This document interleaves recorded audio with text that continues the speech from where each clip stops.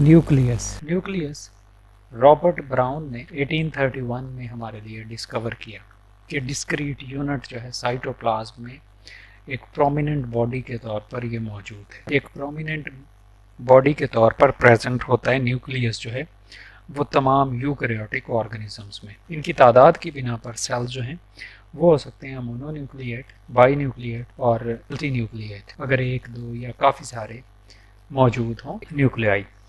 और हमें पता है प्लांट सेल में यूजुअली ये एक साइड पर प्रेजेंट होता है। प्लांट सेल में यूजुअली ये एक साइड पर प्रेजेंट होता है due to the presence of a large central vacuole, जबकि एनिमल सेल में ये सेंटर में प्रेजेंट होता है। इसके कंपोनेंट्स जो हैं उनमें सबसे इम्पॉर्टेंट वन इसका इन्वेलप है, और nuclear envelope also known as karyotheca. तो ये जो कैरियोथिका या न्यूक्लियर इन्वेलप है ये इसमें है डबल मेम्ब्रेनस, और डबल मेम्ब्रेनस जो इन्वेलप है उन दोनों के दरमियान में जो स्पेस है आउटर और इनर मेम्ब्रेन में, that is called as the perinuclear space. और this double membranous envelope is responsible for separation of nucleus from the cytoplasm. एक तो साइटोप्लाज्म को न्यूक्लियस से अलग करता है, दूसरा न्यूक्लियस और साइटोप्लाज्म के दरमियान में ट्रैफिक को कंट्रोल करता है कि मटेरियल्स जो हैं उनकी कंट्रोलिंग में इंपॉर्टेंट रोल प्ले करता है। हर एक जो न्यूक्लियस है या न्यूक्लियर इन्वेलप है उसमें कहीं कहीं पर मेम्ब्रेन्स जो हैं इसकी वो होती हैं कॉन्टीन्यूस, आउटर और इनर मेम्ब्रेन्स जो है वो कॉन्टीन्यूस होती हैं। तो जहाँ पर आउटर और इनर मेम्ब्रेन्स जो है वो कॉन्टीन्यूस हैं वहाँ बन जाते हैं इसमें पोर्स, जिन्हें हम न्यूक्लियर पोर्स कहते हैं। और न्यूक्लियर पोर्स जो हैं वो मूवमेंट ऑफ मटेरियल्स में रोल प्ले करते हैं, स्पेशली जो आरएनए बनता है न्यूक्लियस के अंदर और फिर वो ट्रांसपोर्ट होता है साइटोप्लाज्म में, तो वो पास होके इन्हीं न्यूक्लियर पोर्स के थ्रू जो है वो बाहर आता है साइटोप्लाज्म में।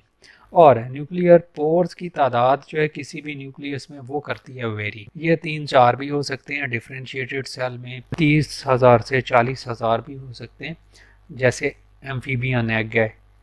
तो डिफरेंट सेल्स में इनकी तादाद जो है वो डिफरेंट होती है। इनसाइड ये जो सारा मटेरियल है that is called as nucleoplasm, और nucleoplasm in the form of ground fluid present है, और ट्रांसपेरेंट है, सेमी सॉलिड है, ग्रेन्युलर भी हो सकता है और स्लाइटली एसिडोफिलिक। इसमें प्रेजेंट होते हैं न्यूक्लिक एसिड्स, और न्यूक्लिक एसिड्स जो हैं वो इन द फॉर्म ऑफ डीएनए और आरएनए। और इस न्यूक्लियोप्लाज्म में प्रेजेंट हैं प्रोटीन्स सच एज हिस्टोन्स हैं और एसिडिक प्रोटीन है जैसे फॉस्फो प्रोटीन्स प्रेजेंट है। एंजाइम्स मौजूद हैं फॉर डीएनए और आरएनए की रेप्लिकेशन के लिए, एज वेल एज पॉलीमर्स हैं डीएनए आरएनए के इसी के अंदर प्रेजेंट।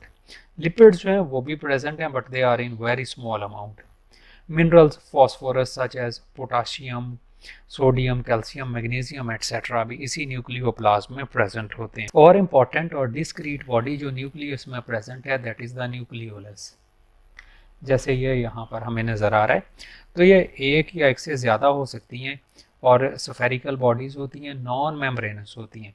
हर न्यूक्लियोलस के दो पोर्शन हैं, एक फिब्रिलर पोर्शन है जो कि सेंट्रल वन है जहाँ पर राइबोसोमल डीएनए और राइबोसोमल आरएनए मौजूद है, और एक आउटर पोर्शन है, और आउटर पोर्शन जो है वो ग्रेन्युलर होता है। ग्रेन्युलर इस वजह से कि यहाँ पर राइबोसोमल प्रीकर्सर्स मौजूद हैं जिनसे राइबोसोम बनेंगे।